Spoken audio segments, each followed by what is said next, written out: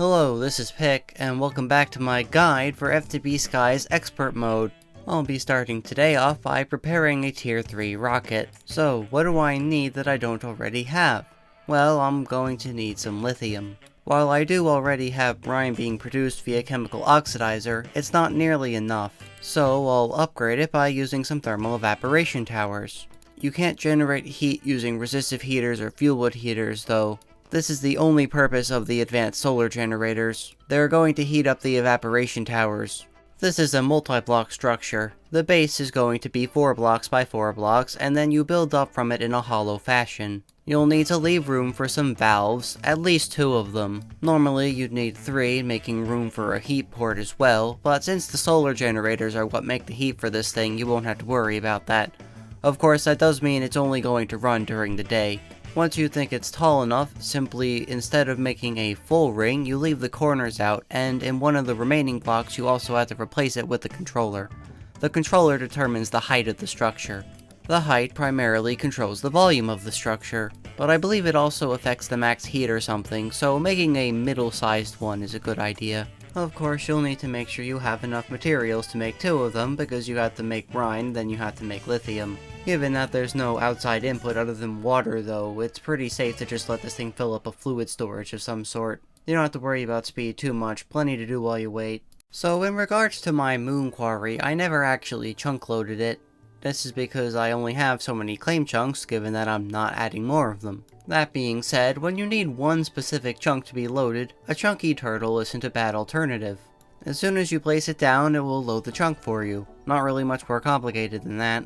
As a refresher, the quarry's chunk needs to be loaded, but the chunks it's mining don't. You will want a fair supply of Osmium and Desh ore, so make sure you pick it up. I think it's about time I retired my general use tools. Well, I mean, it's not like I'm not gonna need the enchantments on some of them, but... The Atomic Disassembler is an Omni tool. This means that it can do the functions of any individual tool. It can break stone, wood, etc. So that's less inventory slots to waste on tools. If I need enchanted stuff, I have. If you hold down the mode switch key, it'll open up a radial menu that lets you decide the speed at which the tool is going to break blocks at. There's slow for more precise breaking, normal for just regular breaking, and fast if you need to break a whole lot of stuff really quickly. It's not fully automated yet, but I will somewhat be automating crushing of those space ores. I'm still feeding the mechanical squeezer manually, but I can at least give a stack of the raw ore to the merid crusher and then pick it up and send it to an ender chest where it will get sent over to the arc furnace. I probably will go out of my way to automate it at some point, but for the time being I'm not really concerned with it. You should probably hold on to a decent amount of the dust though, as you need it to make both lumium and enderium. Now that I'm going to be using the arc furnace a whole lot more, you know, smelting 12 Osmium ingots at once, I'm going to need to super upgrade my power generation in order to keep up with the demand. The way I currently have my generator coils is fine and all, but there's a much more efficient way to make use of all of them. Magnets can be shared between generator coils. This means that within a 3x3 of generator coils, the middle coil is actually using magnets that already belong to other ones.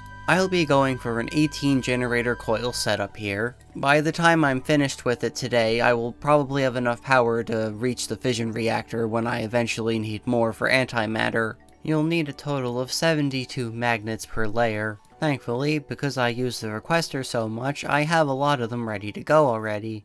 Though with this design, I do need a separate carbon brush for each one. Not that cabling is that expensive at this stage. I'd definitely make sure you're using mostly purple cables by this point. You could even pursue the induction matrix if you so desire. I'm not going to do that just yet. So, once I go around and hook everything up and turn the entire system on, I'll start producing over 70,000 RF per tick. Pretty good. That's about as much as my system's stress units can handle right now. Currently, that's off of about 4 of the advanced diesel generators running force-infused diesel and an extra one running the biodiesel, both oxygenated. I don't really have much room to go beyond this, but surely this is the last time I'll have to upgrade the power system in this episode, right? While you could technically load osmium ingots into the osmium compressor, it's much easier to just keep it stocked with osmium. It's basically like the metallurgic infuser, just for a different material. There gets to be a point where you just want to automate every one of the individual machines, you know? And I'm going to need it for the rocket anyway, as Osmium infused Ostrom ingots are a thing. By now, since your power generation has hopefully gone up tremendously, you should be able to handle a whole lot of speed upgrades on your mechanism factories. Potentially even upgrading them into ultimate factories if you can afford it. You might have a number of elite tier installers too if you had loopies going throughout that span. I only get ultimate installers, but I'm not complaining because those are the most expensive and I can't even craft them yet. While I did say I wasn't going to make an induction matrix, that doesn't mean power storage isn't going to be important soon. I want to make a whole bunch of ultimate energy cubes, as I'm going to need a lot of power stored up if I want to make the platings for the rocket. Each Ostrom space plating requires 15 million RF on its own. I believe that's about 300,000 RF per tick if you let it run at the default speed, and even more if you let it run with time torches. Now, it would be funny to just make a super duper setup that's like 4 times bigger than the one I currently have, but I'm not going to do that. So I'm just going to make some batteries and they can refill the quantum assembler as I craft these things. Again, I could rush the induction matrix, or, you know, do those quests in the overpowered quest line that I keep ignoring, but I'm just going to go with the cubes. Because both types of space plating require the quantum assembler, it's smart to have the dash space plating crafting now. In order to make large enough requests to produce them though, I'm going to require some 16K crafting storages. I only have 1K and 4Ks currently. Thankfully, there gets to be a point in applied energistics where you can just start making patterns for everything and have it make it by itself. So I'll make some of those, let the dash space platings run in the background, and then by the time we're ready to make the Ostrom space platings, the quantum assembler will be all freed up. One component I'm going to need to make the rocket is polytetrafluoroethylene, or PTFE for short. This requires a number of ingredients, but one of them is liquid methane. You could get it via the refinery, but instead I'm going to use a fluid extractor and all that saturated peat I have. Or should I say terra preta, as I can use the biomass I'm also producing for this to make more methane. Good timing too, as peat is essentially useless at this point with how much power I'm generating via generator coils. I'm using Laser I/O to handle all the inventory management. A useful feature of Laser I/O is the counting filter. It's like the regular filter, but it keeps a designated stock of a given item you set into it, so if I wanted it to only have 32 biomass, it would only keep 32 biomass in that inventory. If you're using Laser I/O a little more extensively, you'll note that everything on a given connection network is linked together. So, if you wanted to have multiple receiver inventories or multiple sender inventories, it would be able to accommodate for that. When these things are finished, they don't disappear like the wood does when you make latex. Instead, it makes sand as the final product. You should probably make some type of block breaking apparatus to get rid of the sand, but I think it's much funnier if I just let the sand fall into the void. It is affected by gravity after all. Unfortunately, this doesn't work great. Yeah, I did try it and I wanted it to work, but what are you gonna do? To take the methane and put it in the system, I'm just gonna slap a storage bus on the drawer. If I had a storage controller nearby, I'd probably use that, but I don't. Remember that when you want to be more efficient with your channels, you can use a storage controller if you have multiple drawers in a confined area to hook them up. It also works for both fluids and items at the same time. So it turns out that I made a bit of an oopsie when building my pagoda. I actually built one of the awnings way too low. Well, way too, it's only 1 block too low, but anyway, there's an easy way to fix this. By using super glue, I can stick the entire thing together into one quote-unquote contraption. Then all I need to do is put a mechanical piston under it, give it a piston extension, and raise it up by 1 block. I'll have to go around to do this to all 4 sides, but I guess I get to fix this with something that's a neat trick. I didn't know it worked on framed blocks that way, so if you ever need to do something small like that, I guess that's a good way to do it. Might also work with the minecart contraption, though that sounds like a little more work. I got that off of the FTB Discord, by the way. There are some very helpful people in there. Now I need fluorite dust for hydrofluoric acid. To get fluorite dust, I need to put granite through the centrifugal separator. I think I'll generate the acid on site here and then just import it into the ME system. Of course, you'll want to make sure that you're making granite and not granite cobblestone. Fitting everything in here is a bit of a squeeze, but it's nothing auto-pulling and auto-pushing can't fix. Just make sure you're dumping the gravel that you might get. The flint can and will clog up the system, unfortunately, but that's nothing an extra exporter can't take care of. Just make sure you're dumping all that flint out to a trash can or something. Okay, let's get started with those Ostrom space platings. I didn't show absolutely every step, but do you really need to see me export polytetrafluoroethylene sheets into a magma crucible to be melted down? A lot of the stuff at this stage is just stuff I've already done or automating some very simple machine. The only complex part now is the power cost. That's gonna hold up, right? Right? So it turns out that using 65,536 RF per tick just to smelt osmium before all the quantum assembler power costs is not exactly sustainable. Who would have guessed? So, what do? Well, I'm gonna make a blue circuit, that's what I'm gonna do. What is this blue circuit for, you ask? Well, I'm gonna be upgrading the diesel generators again, to the turbo tier. I'm going to need a lot more SU if I want to use netherite magnets. Yeah, I'm gonna be tripling my power output already, it's just not enough. And to start with that, I'll need resonant ether, which is just made in the advanced mixer from ether gas and dimensional shards. Other than that, I'm gonna need Blizz powder for these netherite magnets. Those are gotten from Blizzes, of course, and I'll be making a data model to farm them. That means I'll need some powder snow and some blue ice. Blue ice can just be gotten by letting the pure daisy take an ice block to its final form. Powder snow is gotten by crafting. Luckily, water can be turned into snow thanks to the pure daisy. Now that I've gotten to summon some blizzes and I'm making that data model, I'll be able to put that once again in the simulation chamber where it will get more data and more blizz predictions, and then I can get lots and lots of blizz cubes. Hopefully enough for the pack, but we'll see. If it's not enough, I can always put it back in. Now then, let's craft that generator, shall we? Of course I'm gonna have to kill the system for a bit, but that's why we have batteries. It'll hold on for just long enough for me to get that generator crafted. Like with the advanced tier, it's basically identical to having 8 of the previous. Now, I did the math, I don't think the oxygen is more efficient here, but, you know, it's more compact, so... It also helps save the frame rate because these custom machinery blocks can be a little frame rate laggy for some reason. Might be related to why the corners are see-through, I don't know. In any event, this now makes over 1 million stress units in a single block. Can't really beat that, can you? Well, actually you can. There's a tier of fuel higher than flux-infused diesel, and there's a generator that's compressed from 8 of these things. So yes, you absolutely can do better. Whether or not I will need to, I don't know, because at some point I will be getting into a fission reactor. I'll probably still make nitro diesel for the heck of it, why not? More importantly, I can finally get to placing down all of these netherite magnets. I'll let you know when I'm done. Let me say, this is gonna be a whole lot of power. Alright, let's, I didn't think about that. I really thought that turbo diesel gen was gonna cover everything.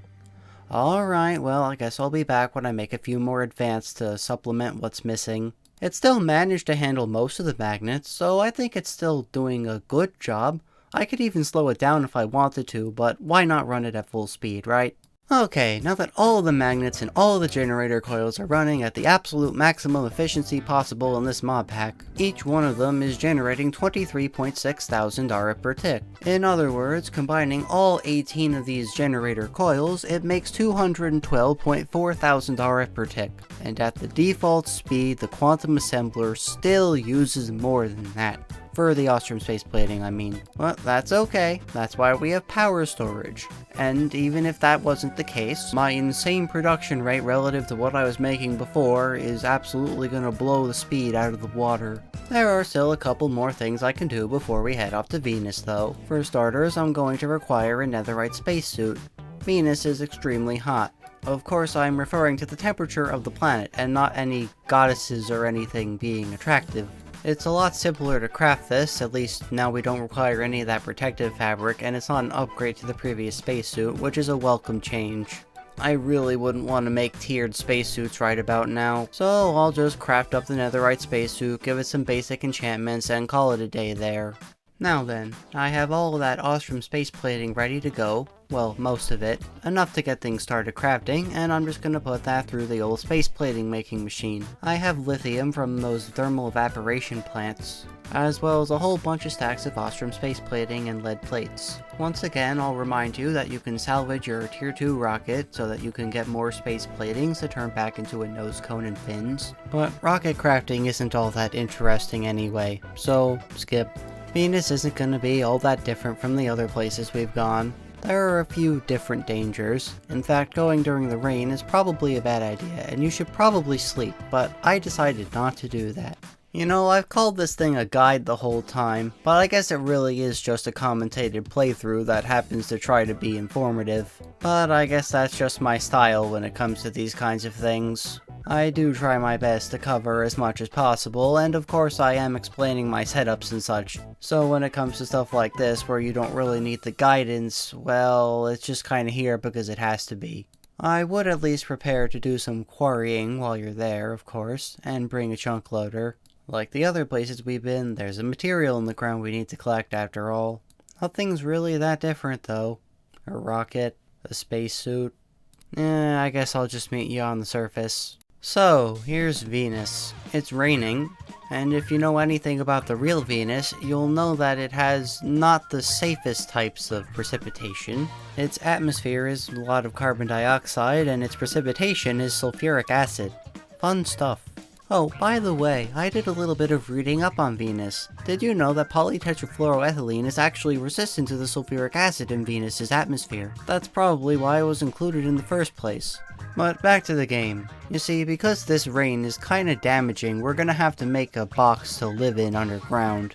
In hindsight, I should have gone a little deeper below the surface, but oh well, already decided to go here. In all truth, there isn't too much of interest to us here except for the calorite mining, but there will be something else soon, so sit tight and be patient. For this trip though, it's basically just a calorite mining trip, and it's done in basically exactly the same way as the Moon and Mars mining trips, so I'm not really going to show much of that. So, what to do with this calorite? Well, currently the only way to get a Venusian blaze rod is to send a calorite ingot through the fabrication matrix with Ultramafic lava. Ultramafic lava is just lava sent through the thermal evaporation plant.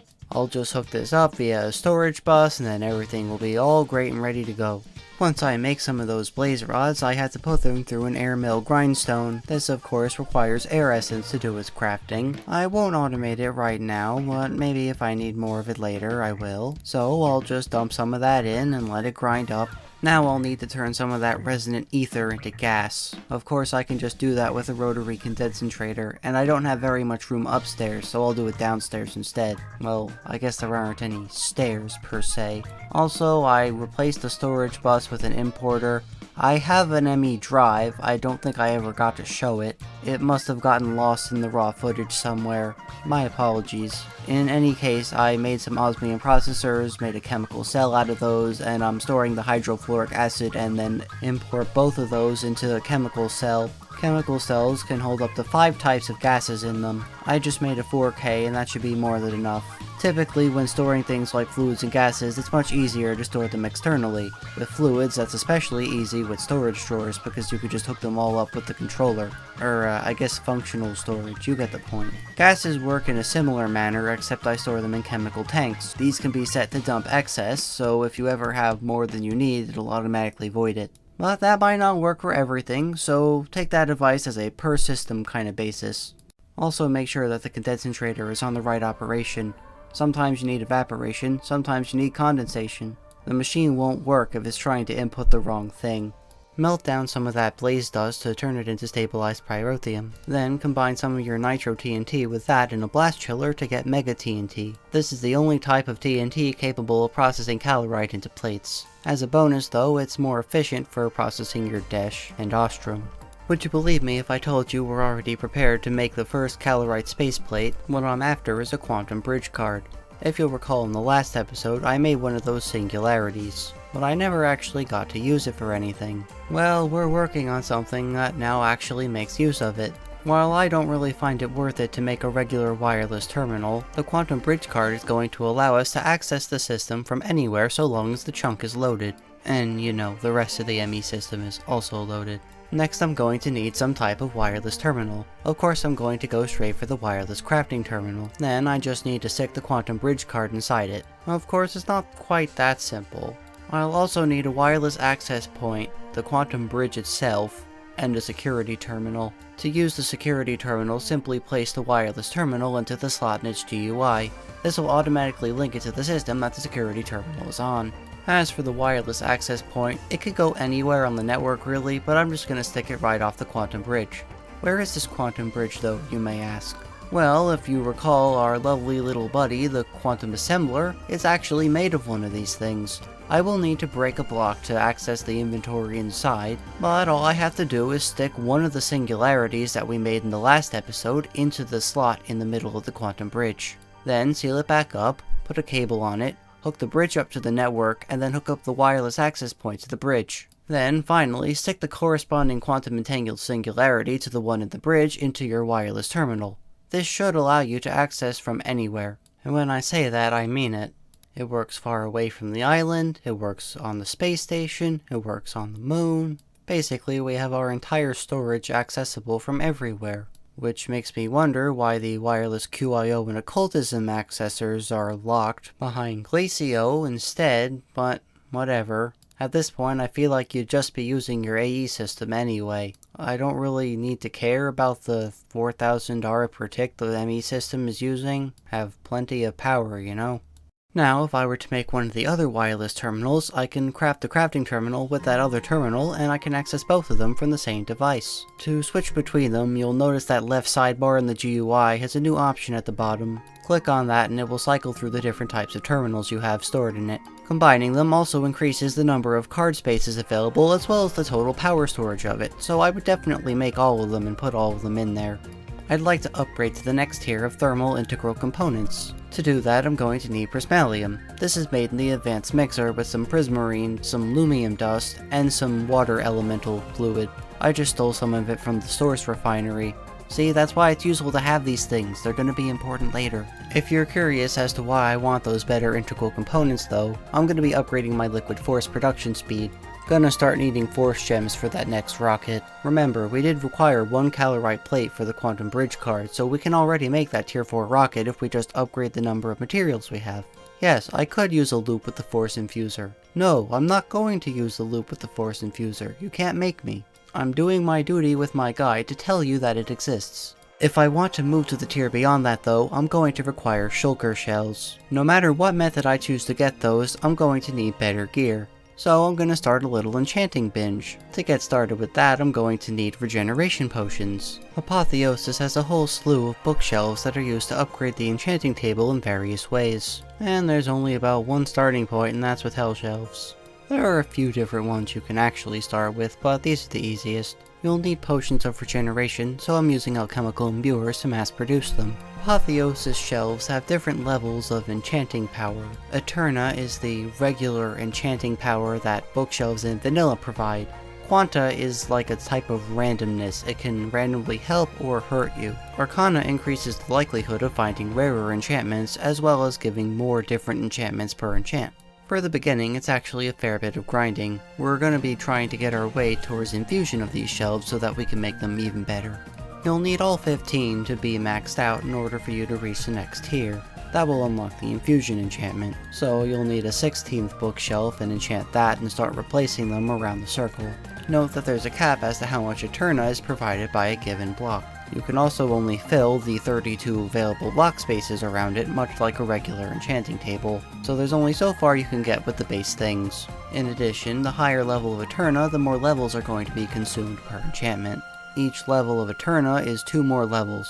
Because we're going to be getting a lot more enchantments per item, I definitely want to see all of the enchantments I'm going to be getting, as there are some enchantments you might not want. To alleviate this, I'll make a couple of Shelves of Sight. Each is going to provide 2 extra clues as to what I'm going to get when I enchant. There's also another bonus stat called Rectification. This limits the negatives you can get from the Quanta stat, encouraging you to get better rolls on your enchantments. Rectification is gotten mainly by amethyst crafted items.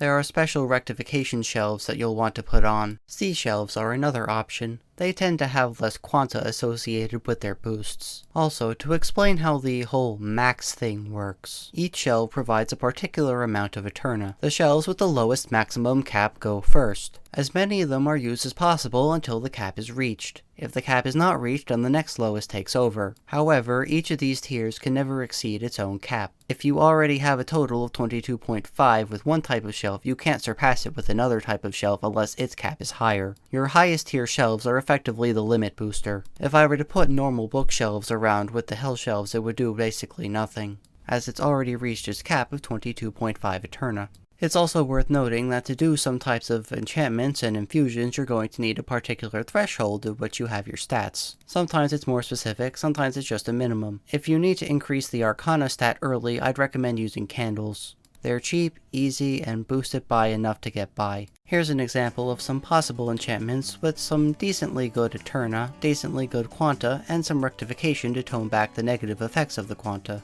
And you know, that tiny bit of Arcana, I guess. You're going to want to upgrade to glowing Hellshelves as they also provide natural Arcana.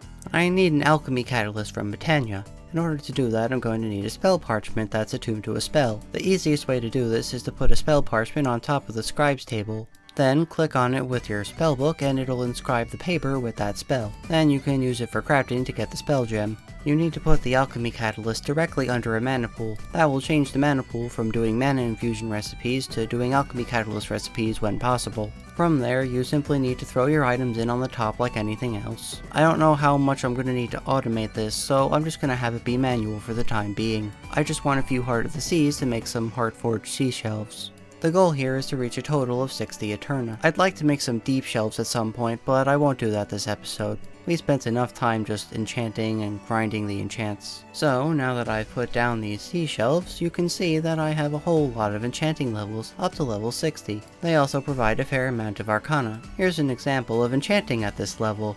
As you can see, I can get 5 enchantments on this sword, and all of them are decently high level. I'm going to call it here on upgrading the enchanting like I just said, so I'm just going to enchant each piece of my Netherite spacesuit on this level. This should be enough to help me with fighting the boss I'm about to summon. To summon this boss, you're going to want to make this structure. You can use whatever you want for the beacon base, I just use diamonds because sure. Though I guess if you have that whole conversion event into budding amethyst it might not work. Anyway, you just needed to make some Gaia pylons alongside that.